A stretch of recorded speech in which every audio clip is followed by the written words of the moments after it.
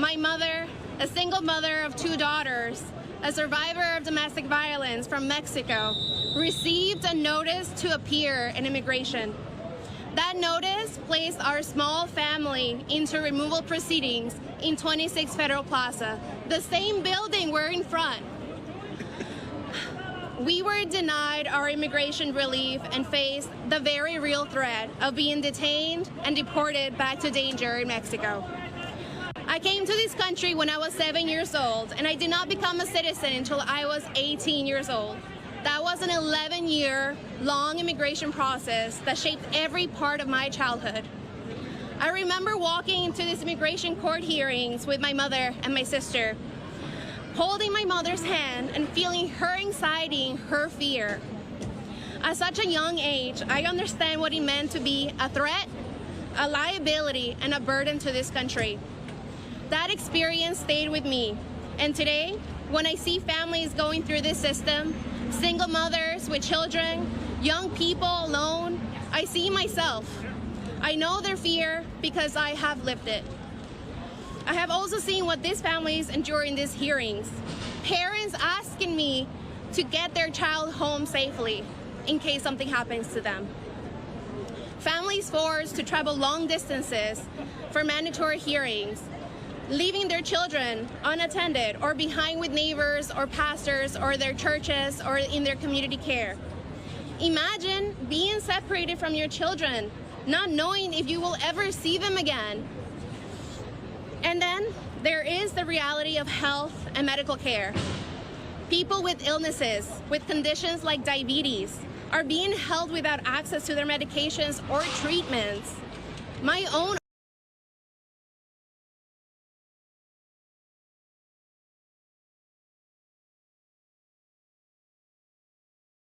You're watching Fox 35 News Plus, streaming on Fox Local. Well, good afternoon to you and welcome into Fox 35 News Plus. I'm Garrett Wymer, and thanks for joining us on this Monday afternoon live on Fox Local and on YouTube. It's 4 o'clock, and that means it's time for today's Top 4 at 4, where we break down 4 of the big stories that we're tracking in the Fox 35 newsroom today. And joining me for today's Top 4 at 4 is Fox 35 news anchor LuAnne Sorrell. And LuAnne, thanks for being here. It's been a busy Monday. It has, a very busy Monday. And so we start with our top story of the day, and that is a huge story out of Washington, D.C., where President Trump has been meeting and speaking with the Ukrainian president today. Yes, after meeting with Russian President Putin on Friday up in Alaska, he is now meeting with Zelenskyy at the White House today. We understand part of that meeting is still underway there in the Oval Office. We're hearing that President Trump is now asking Zelenskyy to have a peace agreement rather than a ceasefire. Hopefully that will lead to an end in the war in Ukraine. We're also hearing that Trump may be asking Zelenskyy what territory he's willing to give up in order for there to be peace there between Ukraine and Russia. But Zelenskyy is not there by himself. He brought some of his friends with him to the White House today. Other European leaders are at the White House backing Zelenskyy because it sounds like he was a little upset that President Trump met with Putin without him on Friday, but now he's meeting with him on Monday. So hopefully we're getting closer to an end in the war in Ukraine. Here's a live look at the White House right now. As you said, that meeting with the Ukrainian president and all those other leaders is continuing. We did have a chance to hear from some of those leaders ahead of that meeting. We've not heard anything since it began. Unclear if it is still going on at this point, I would assume. But we did have the chance also to hear from Zelenskyy inside the Oval Office earlier today. We know how tense and testy that was the first time that he was here. Things went much smoother this time around. He was outwardly very appreciative. I know that was something that J.D. Vance criticized him for in the first meeting, saying, you didn't even say thank you. He said thank you multiple times today, was very appreciative as well. We also heard discussions about a trilateral meeting. You mentioned Zelenskyy kind of being upset that he wasn't part of that meeting with Russia. The President Trump saying today that he believes a trilateral meeting between the United States, Russia, and Ukraine could happen and could be a big step in ending this war. And here is what the Ukrainian president said about being ready for that. Thank you for your question. So, first of all, we live under each day attacks. That today have been a lot of attacks and a lot of wounded people, and the child was dead, small one year and a half. So we need to stop this war, to stop Russia, and we need support American and European partners, and we will do our best for this. And I think we show that we are strong people, and we supported the idea of the United States, of personally of President Trump, to stop this war, to make a diplomatic way of finishing this war. And we are ready for trilateral, as President said. This is a good signal about trilateral. I think this is very good. Thank you. So certainly positive signs in that. Yeah. We know the big topic of discussion in this larger meeting with all the other leaders of European nations, as well as is focused on security guarantees, because that's something that Ukraine is hoping for. That's something that Russia apparently told President Trump that they were willing to accept. So now we know that that discussion in that meeting is kind of what that may look like and who might be responsible for what. That's what President Trump said was kind of going to be the main item on the agenda during that meeting. So certainly a big day. Yeah, and it was nice to see it was much more calm this time. Yes. They weren't going at each other, so we're making progress. Always a good thing. Yes. Story number 2, and this one's getting a lot of attention Yes. on social media from across the country. Right. LuAnne, this crash, deadly crash that happened on the Turnpike. Yeah, just a horrible crash. It's going viral, as you said, Garrett, on social media. 3 people killed after the driver of this semi-truck here, who you see making an illegal U-turn on the Turnpike, blocked all the lanes. A minivan ran into the trailer, killing the 3 people inside that minivan. And now officials are saying that the driver of that semi was actually here in the country illegally. His name is Harjinder Singh. He is 28 years old. We're told that he came into the country back in 2018 and was actually able to get a commercial driver's license in California. Well, you could see in that video from inside the cab, he was like in the outside lanes of the Turnpike, tried to make a U-turn all the way into the inside lanes using one of those, those official use only lanes that you're not supposed to use. They're only like for police and fire and ambulance. He tried to make a U-turn there, blocked all the lanes. The minivan couldn't stop in time. And unfortunately, 3 people inside that minivan were killed. Fox 35's Stephanie Buffamonte had the chance to talk with the Attorney General today about this case and what's next in this investigation. He's been outspoken about this case, and here's what he told Stephanie. Well, we still have a lot to learn. We're going to be investigating how this individual came into possession of these permits. We're going to look at the company that contracted with this illegal alien to better understand the training or lack thereof that this individual received. And at the end of the day, we're going to work harder at Florida's border to identify large-scale vehicles that might be coming in potentially by people that are here illegally and should not have permits to drive these large trucks in the first place. The Attorney General was also on Fox News this morning talking about wanting to hold California accountable for this. So we reached out to the governor's office in California. A spokesperson for the office of Governor Newsom said, "Why don't you ask Trump about the driver's federally issued work permit and when he entered this country?" Spoiler alert, it was in 2018 under Trump. Whoops, he would have been eligible in any state. California followed federal law, something the president knows nothing about. Ooh. So fiery words harsh, there, as we have seen from the Governor Newsom's office on social media. They have certainly taken a pretty fiery tone when it comes to these things. But interesting as we continue to learn more about this story, because it is getting a lot of attention already. Yeah, such a sad situation. I 3 always get people nervous now. Maybe killed. with the older I get, but since we do these stories all the time, you're just driving down the road, trying to get to where you're going, and then another driver makes an awful mistake and you lose your life. I just hate to see these stories because the driver of that minivan did absolutely nothing wrong, and now their family is living with this tragedy for the rest of their lives. Yeah, that's the heartbreaking part. And like you said, it's just, as much as everyone, I think, or most everyone likes to be in control, Right. when you go out on the highway, no matter what the situation is, there's so much that isn't in your Right, control. And it's sometimes just hard to kind of wrap your mind around about how quickly It's just so sad. those things can change. It is. Story number 4, and this is exciting news for Bethune Cookman today. Yeah. Getting more time in the spotlight. Yeah, if you are a sports person, you watch ESPN First Take. Stephen A. Smith, a big name in sports. They're coming to BCU, Bethune Cookman University, on November 20th. They're going to bring their show on the road. It's part of their HBCU kind of schedule, so they're hitting a couple different universities. But this is a good one. They're coming right at the right time because it's just a couple days before the Florida Classic, which is a huge deal here in Central Florida. Bethune Cookman taking on FAMU. So yeah, that should be fun to have First Take on campus. I know the students and the faculty and everyone over there will be super excited. You know, we have College Game Day. They go to the big universities, but it's nice to see a show kind of focusing on the smaller universities, which we have a couple here in the state of Florida. So that'll be a lot of fun. Yeah, exciting news, and I'm sure it'll be a lot of fun. I'm sure campus will be buzzing. Oh yeah, it'll be a big deal for sure. Well, that is today's Top 4 at 4. LuAnne, we appreciate you joining us. Sure. We're going to take a quick break here on Fox 35 News Plus, but we will be right back after this.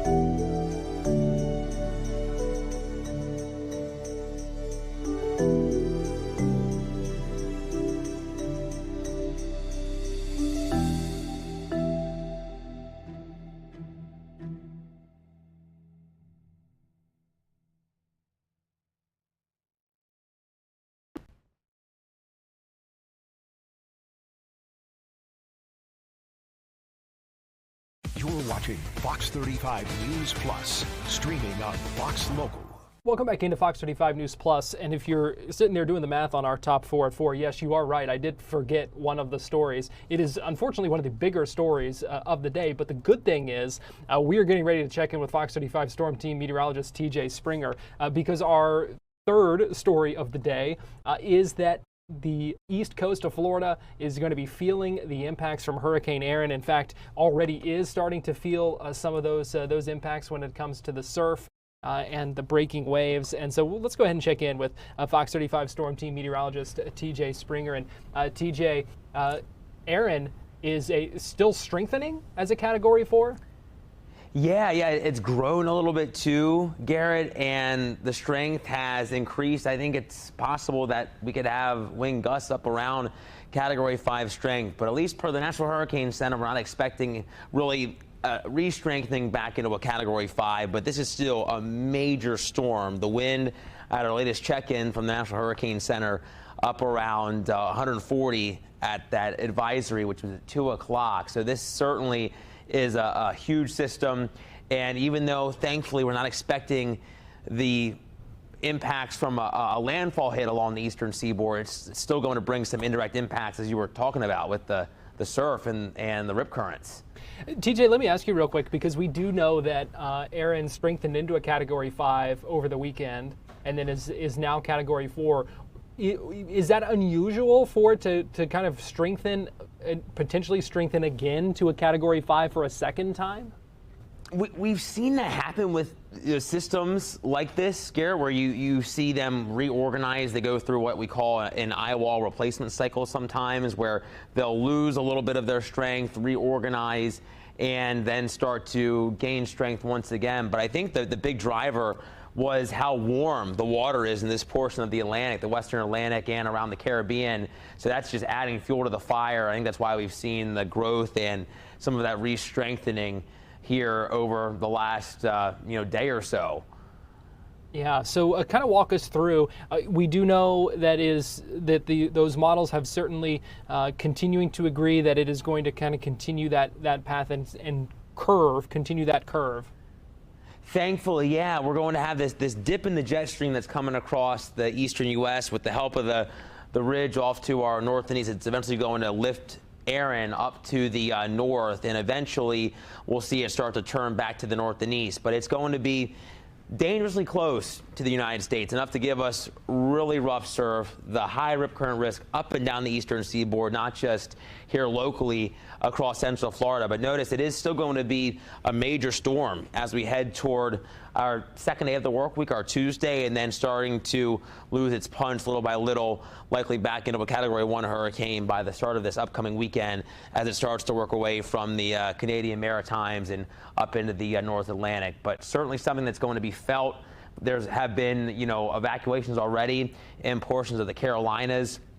And that's something that it's still going to be felt, even though thankfully we're not getting that direct strike from Erin. Now, locally speaking, we're going to have these big breaking waves, potentially up around 8, 9, 10 feet, maybe even higher than that, just offshore. But definitely want to listen to the beach patrol, the lifeguards. If you're not maybe a surfer that deals with this kind of thing, and a professional surfer at that, I would say you definitely don't want to be in these waves. But I know it's going to be just interesting to see because of how big these are, so close to home. But I would say you really want to heed the warnings. No high surf advisories just yet from the National Weather Service out of Melbourne, but that's something in the Storm Center we'll continue to keep tabs on as we head through the next couple of days. Now, we're not done yet. Erin is just the beginning, so to speak. We have another wave that's trailing essentially right behind it. And now with our latest update from the National Hurricane Center, also at 2 o'clock, we now have a 60% chance, a likelihood that we're going to see some development here. And myself and I know I've been talking in the Storm Center, this could potentially be a depression or a storm before this week winds to a close. So it's something we're going to continue to watch extremely closely, and it's something that you should monitor as well. Right now, it's one of those situations where we're going to watch without worry, but it's definitely something that we're going to keep a close eye on because it is going to move, again, fairly close to the United States. It just depends on how strong this ridge is, the upper level steering pattern in the atmosphere on exactly where this next tropical wave will go. But there's also more. Farther down the pipeline to the east, we can see some more waves that are working through Central and Western Africa. So we'll have to see how these develop as we progress throughout the next couple of weeks. So it's certainly an active time in the tropics. It's a time that you want to think preparedness. You want to think proactively as we head through the next few weeks as we get closer and closer to the peak of hurricane season. Notice the warmth in the Atlantic. That's just fuel to the fire, only adding strength and potential strengthening for any storm or disturbance that moves up into this portion of the Atlantic. Now, locally today, we are dealing with these scattered showers and thunderstorms. We've been hearing the rain here at our studios, some thunder as well. It's all thanks to that dominant onshore flow, I think really favoring central and western reaches of Florida versus the East Coast beaches, thanks to that dominant onshore flow with the help of the setup that we have here with Erin on the approach. Now, we can see some scattered showers and thunderstorms off to our north up across southern Georgia as well. If you're traveling, say, out of Florida, maybe taking a road trip up I-95 to the north, you'll likely be following at least a few showers and thunderstorms. But the big story certainly is Erin that is churning just off to our east. Here's our Launch Credit Union camera out of the port right now. We can see that mixture of clouds and sunshine, but obviously that's not the case across Central Florida, at least portions of it, where we are seeing some of these downpours with the help of the sea breeze. 91 right now in DeLand, 94 in Kissimmee. We have temperatures a little cooler near the beaches, 88 for those of you in Daytona, but a little different. The Villages, Leesburg, you're sitting at a 93, so it's still pretty hot. We'll dip back into the mid to upper 70s here overnight for the most part, which is pretty close to where we should be for this time of the year. Some of us may sneak only down into the low 80s with all the moisture in the air. Then tomorrow, lower 90s, we start to see the potential for scattered showers and thunderstorms developing in the heating of the day. And as that sea breeze, again, with the help of that easterly to northeasterly wind, helps keep the showers and thunderstorms mainly across central and western reaches of the Fox 35 viewing area. And we'll see that here on our Fox weather model here. This is futurecast through the rest of our evening. You can see all this working toward the I-75 corridor and beyond through dinner time off toward the Gulf. And then we're dry to kick off our Tuesday morning. No issues out of the bus stop, but then we start to see the potential for more hit or miss showers and thunderstorms as we head through our 3 and 4 o'clock hours, closer to the bus ride on home and the evening commute tomorrow. Our Fox 35 Storm Team 70 forecast shows the rain chances starting to go back up as we head through Thursday and Friday. We're going to start to get into more of a westerly flow, and eventually we'll start to get into a more classic summertime pattern here as Erin departs.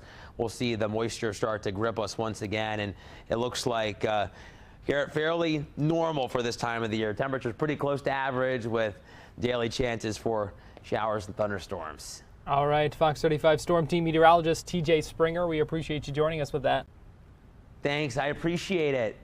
And as we go to break here on Fox 35 News Plus, we will give you a live look. This is from our camera along International Drive, and you can see some of those showers in the area and the dividing line in the clouds there as well on the horizon. We're going to take a break, and we'll be right back.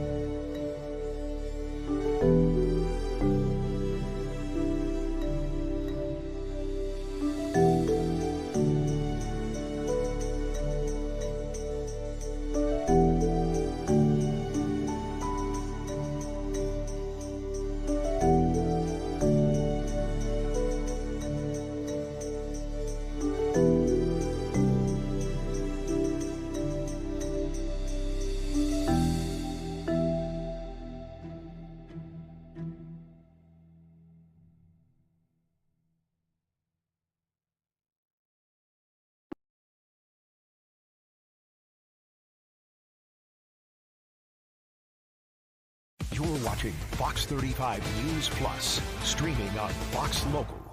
Welcome into Fox 35 News Plus. I'm Garrett Wymer, and thanks for joining us on this Monday afternoon, live on Fox Local and on YouTube. We talked about the deadly crash in St. Lucie County, where an illegal immigrant truck driver has been arrested, now facing deportation.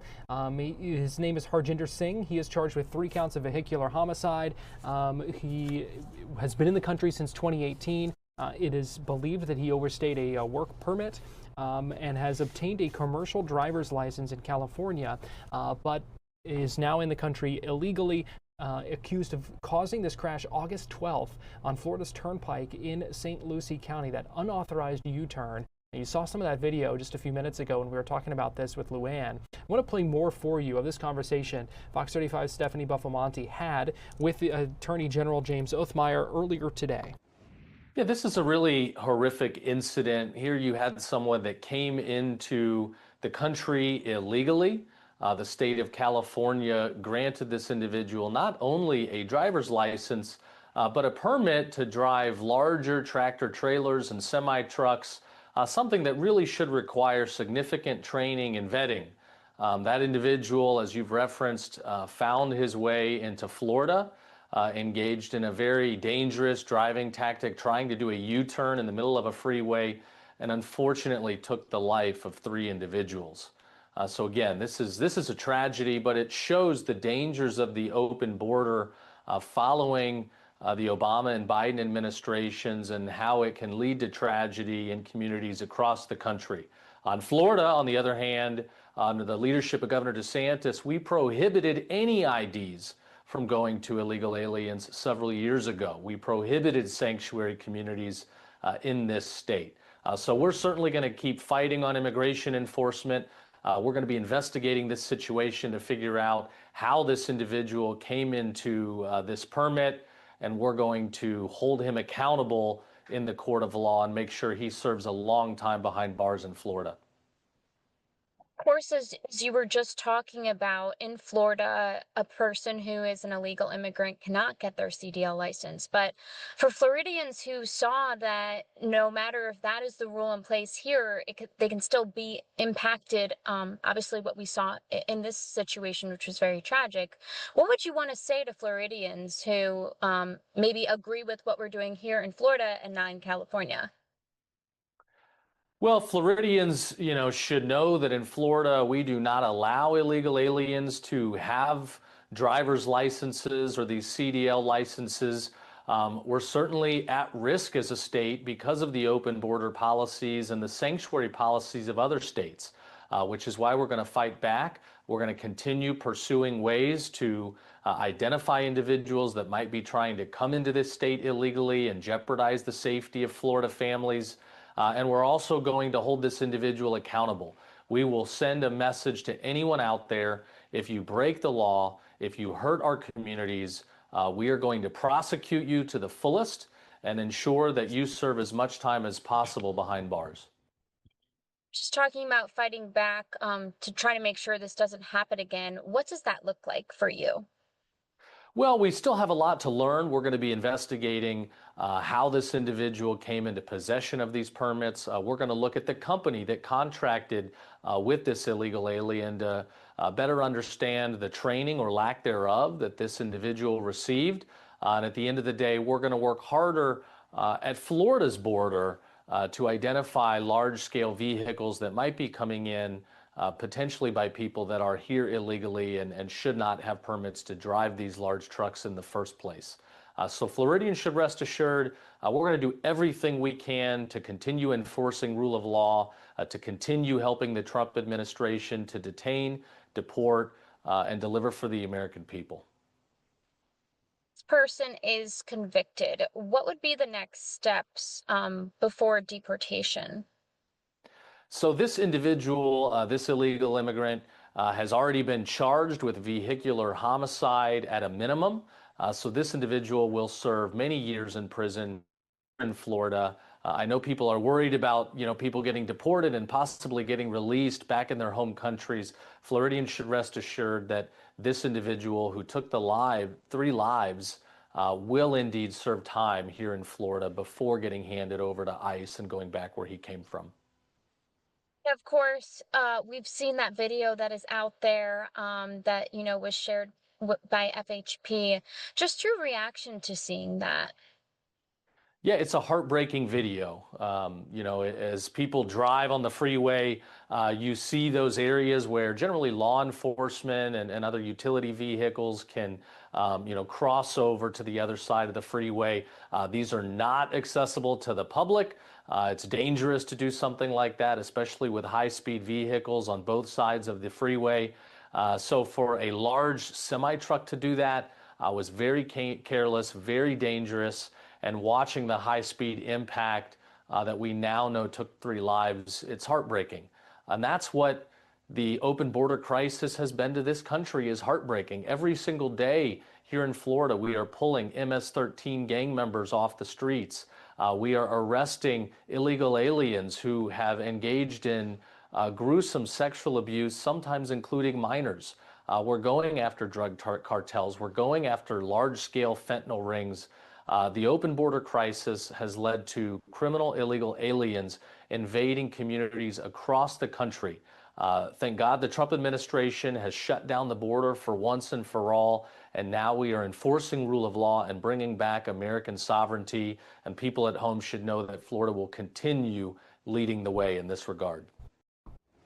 And I do want to show this statement again, that we reached out to the office of Governor Gavin Newsom from California, asking about the driver's license. And this was the statement we got in response, saying, why don't you ask Trump about the driver's federally issued work permit and when he entered this country? Spoiler alert, it was in 2018 under Trump. Whoops, he would have been eligible in any state. California followed federal law, something the president knows nothing about.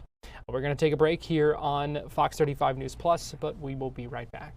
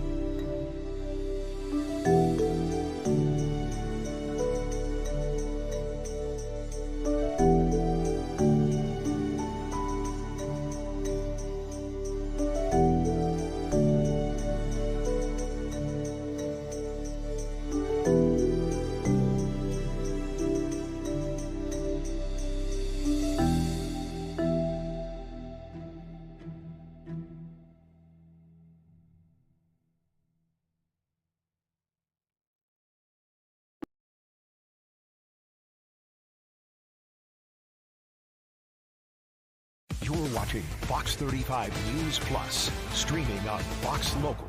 Welcome back into Fox 35 News Plus, and here is a live look of from our Launch Credit Union camera of the Space Coast in Florida, looking toward Kennedy Space Center and Cape Canaveral there. We know, though, that some more rocket launches could mean some fewer beach days for folks along one popular beach in Brevard County. And Fox 35's Esther Bauer joins us live now via Zoom. And Esther, it sounds like there's some folks there who aren't too happy about this. I know these are the growing pains here on the Space Coast, because we really do love seeing our rocket launches go up. We love seeing the boost it brings to the local region as these space companies grow. But as the rocket launches go up, and really as the rockets get bigger, we start feeling the impacts more. And right now, beachgoers are kind of bracing for some potential big changes that we're specifically seeing at Canaveral National Seashore and Playa Linden Beach. So what we have right now is SpaceX is asking to launch Starship, which again is the world's biggest rocket, a mega rocket that's currently doing test runs over in Boca Chica, Texas. It will eventually launch here on the Space Coast. SpaceX wants to see it take off up to 44 times per year. And since it is the world's biggest rocket, it just needs a lot of space to get to space. So what officials are saying is we could see what you're looking at Canaveral National Seashore popular beaches, including the beloved Playa Linda Beach, closing for upwards of 60 days per year. That was just released in a draft study.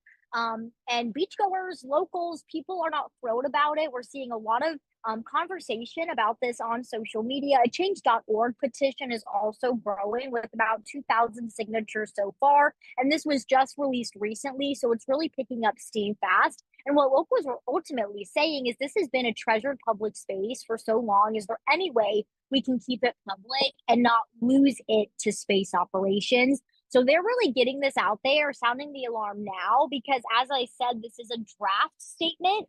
So the FAA can still make changes. We have public meetings scattered throughout the end of the month.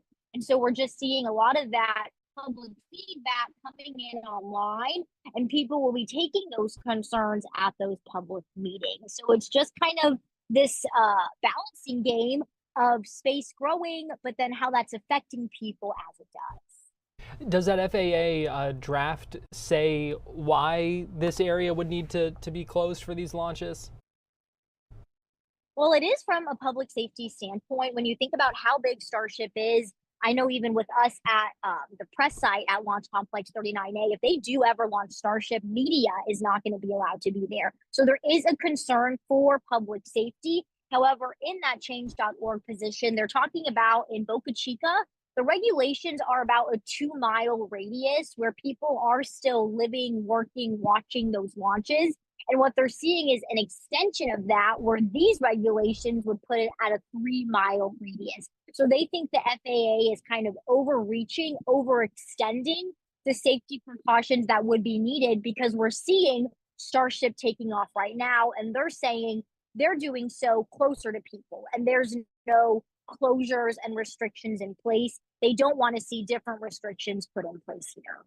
All right, it is certainly interesting to think about, and going to be interesting to follow up. But like you said, still early in this process, and those folks trying to make some changes. So we will see what happens with that. Fox 35's Esther Bauer, we appreciate you joining us. Thank you.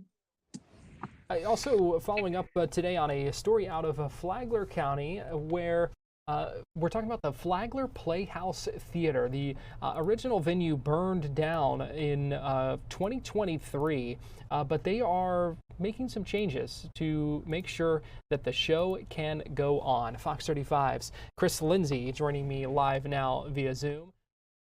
And Chris, talk to us about what's going on at the Flagler Playhouse Theater.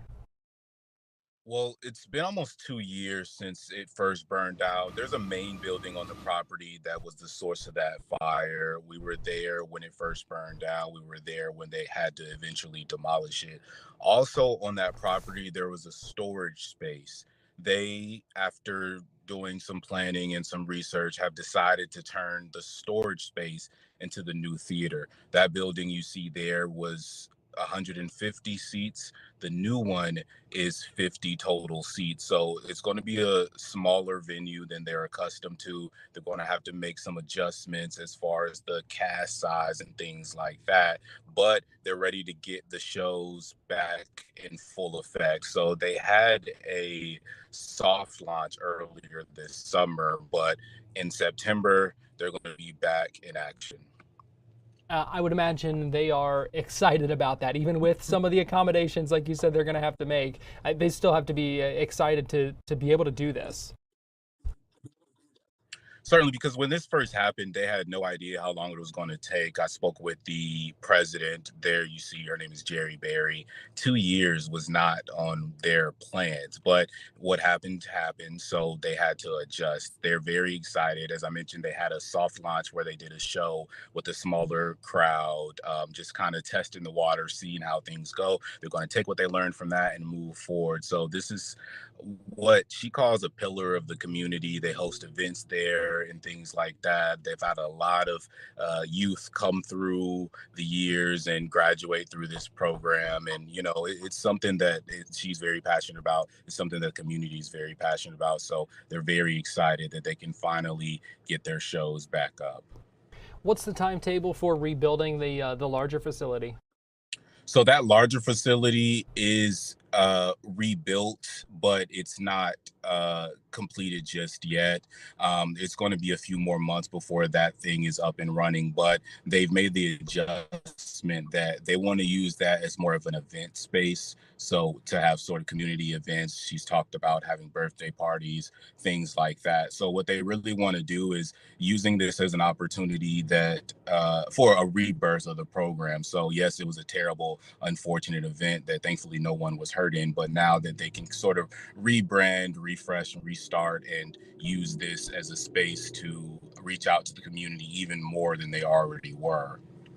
It sounds like an exciting time still ahead for Flagler Playhouse Theater. Certainly, certainly. Fox 35's Chris Lindsay, we appreciate you joining us here on Fox 35 News Plus. Thank you. We're going to take a quick break and we'll be right back.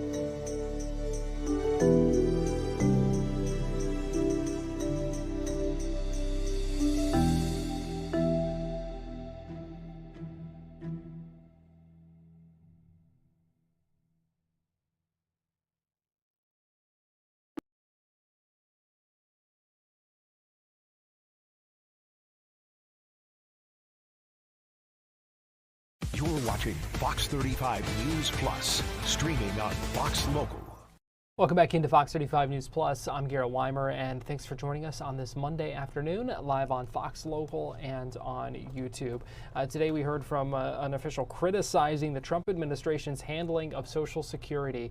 This is Martin O'Malley. He's a former commissioner of the Social Security Administration. He's also a former governor of Maryland.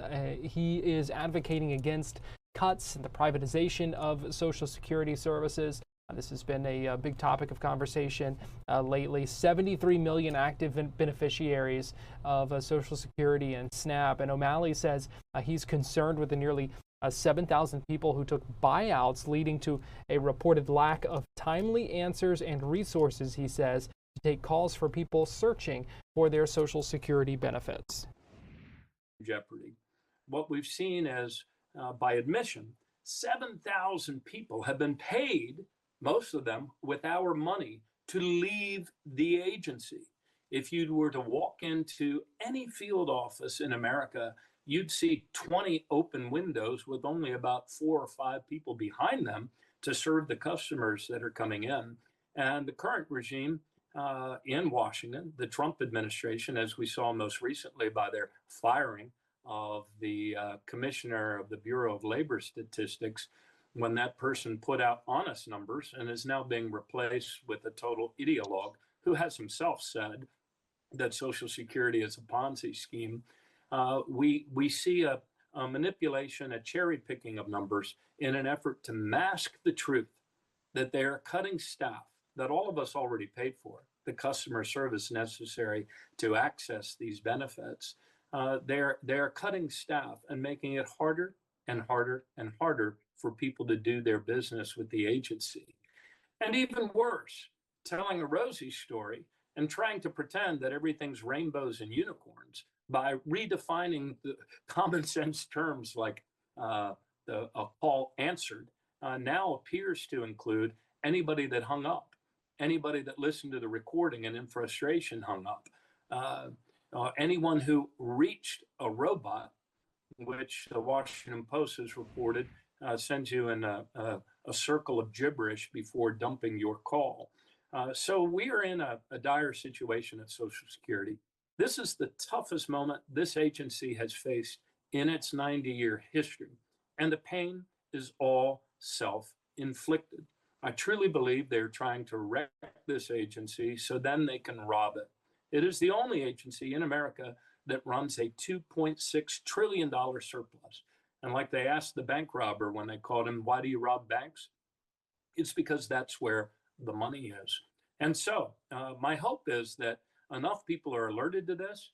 Every member of Congress, regardless of party, will tell you that their phones have been exploding with additional numbers of people that are calling their congressional representatives because they can't get through to Social Security for the benefits they've already owned.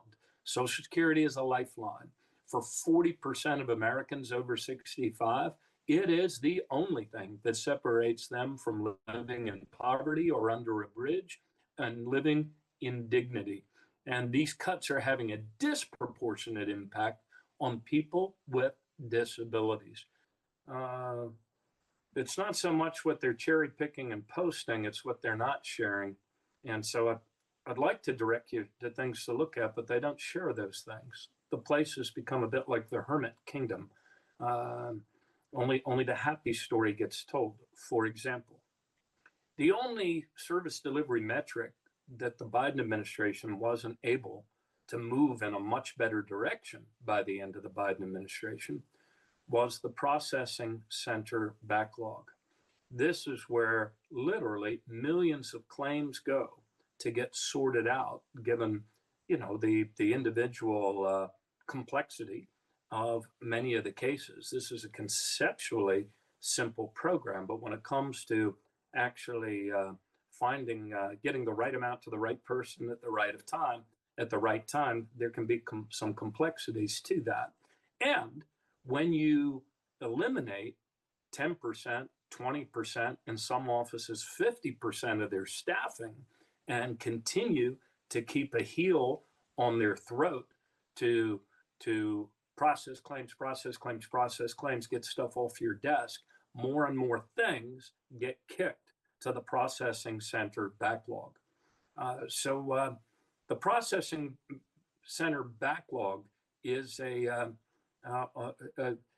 am told by claimants reps around the country that they're now seeing anywhere from a 6-month to 18-month waiting period between when an allowance is granted, say in the case of a disability, to when that person first receives their first benefit check.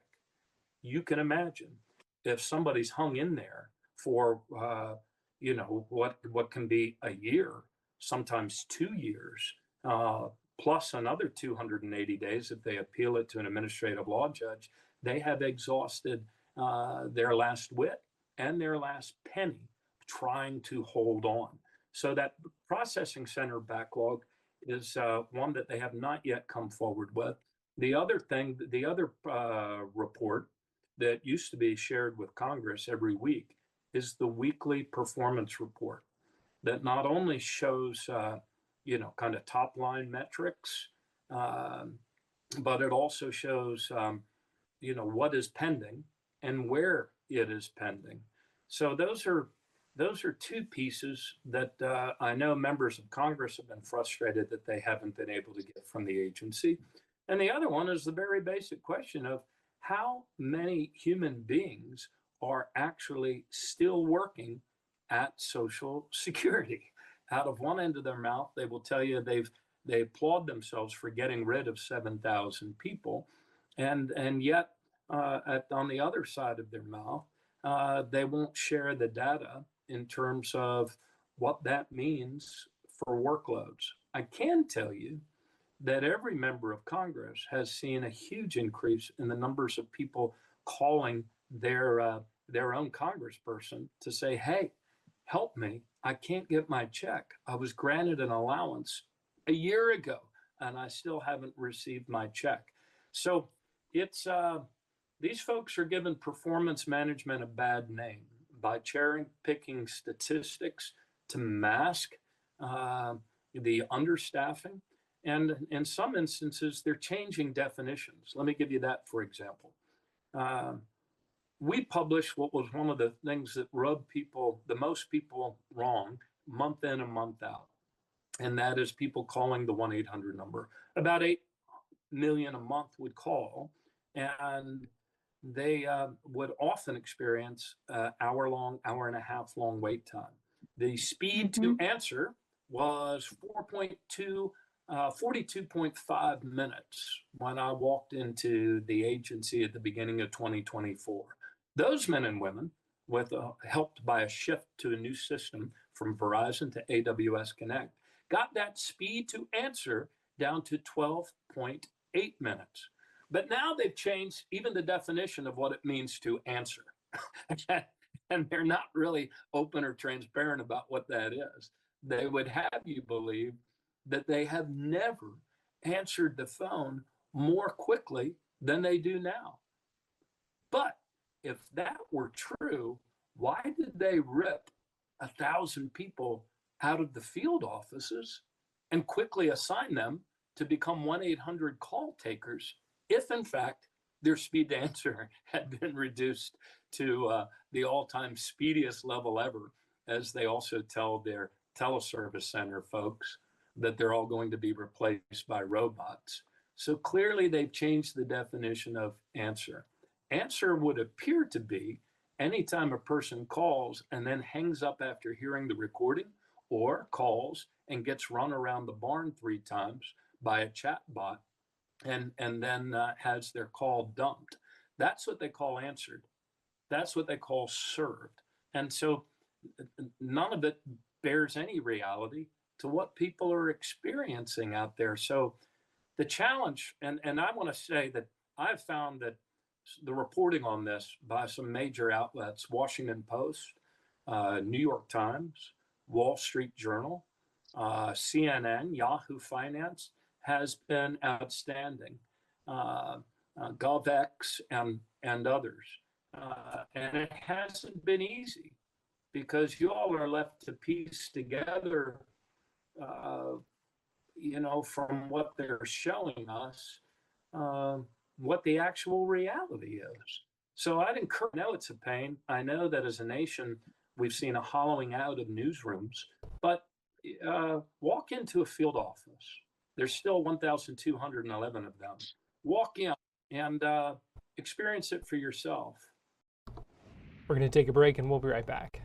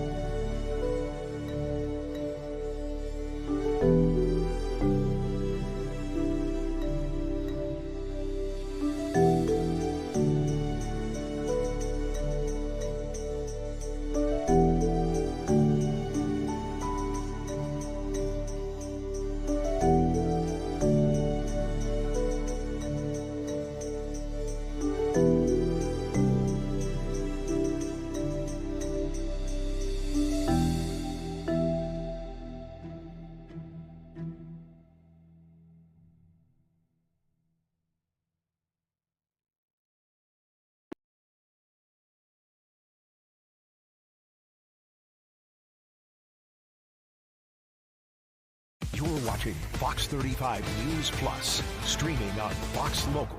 Welcome back into Fox 35 News Plus. I'm Garrett Wymer, and thanks for joining us on this Monday afternoon. We're about a week and a half away from the kickoff to the UCF football season, and we still don't know who the starting quarterback's going to be. Scott Frost spoke to the media earlier today and did not name who the starting quarterback is going to be. We know there's been a three-way position battle for that starting spot.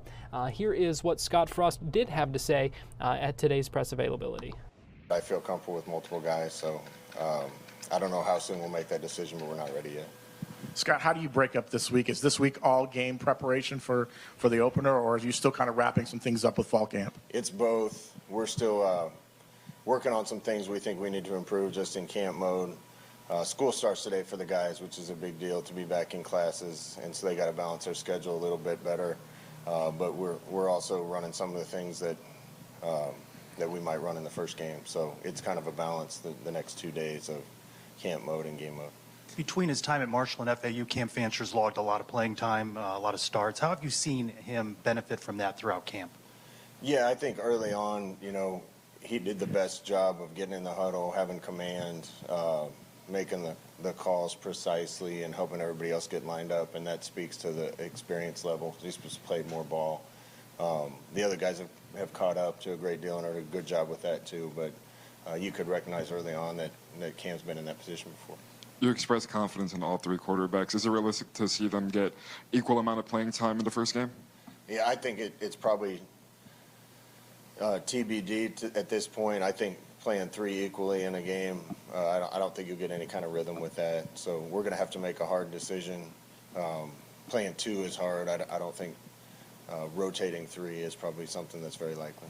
I want to follow up on a status. Tavion Swint, you said had a tweak after the scrimmage. He was not spotted at practice at Monday or Wednesday. What's his status going forward? Yeah, I feel bad for Chick. It was kind of a non-contact thing, and we didn't know what it was. He got a meniscus and had to have surgery on it. So we're trying to see right now how long that's going to keep him out. We're not going to have him for a while. Great guy, cares a lot, and was doing some really good things. So we look forward to getting him back whenever that is. Coach, you talked about after scrimmage, some players had some what you called soft tissue injuries that missed some time, like Cole Kozlowski. Any updates on people with those types of injuries? Yeah, we're still nursing through a few of those. For the most part, guys are back. I think we'll have pretty close to full-strength team come first game if we avoid things from here on out. Kaz did a great job rehabbing, and he's back full swing right now. Isaiah is still nursing his a little bit, and Caden's still nursing his a little.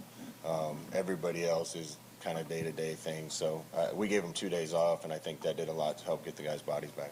Scott, the Big 12 announced last week they're going to do player availability reports, going into their conference games.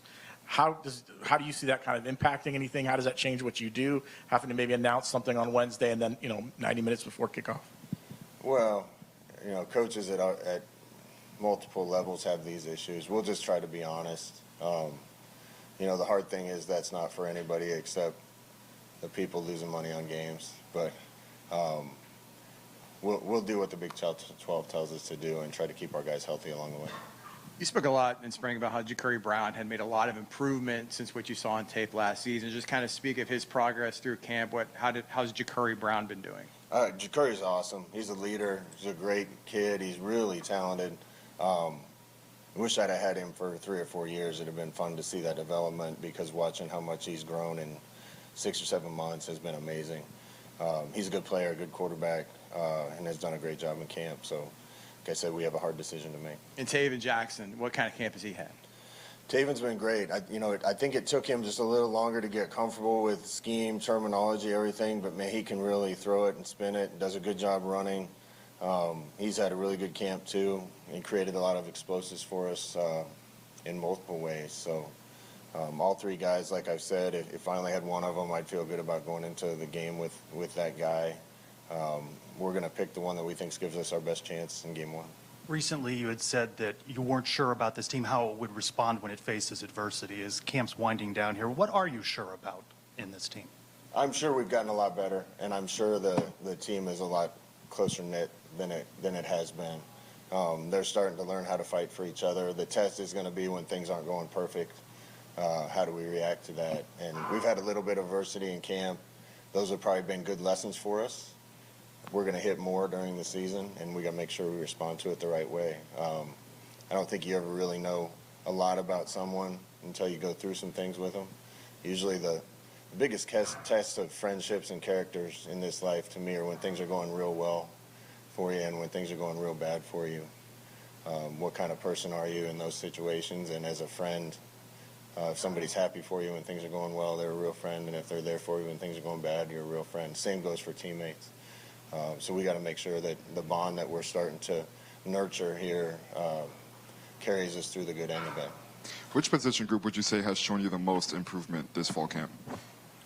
And it's hard to say. I see improvement everywhere. There's a couple positions that I was not concerned about, but had my questions about that have really responded. I think the DBs have done a really good job. There's some others that we just needed to see steady improvement. The O-line's definitely one of those, and I feel good about our depth there.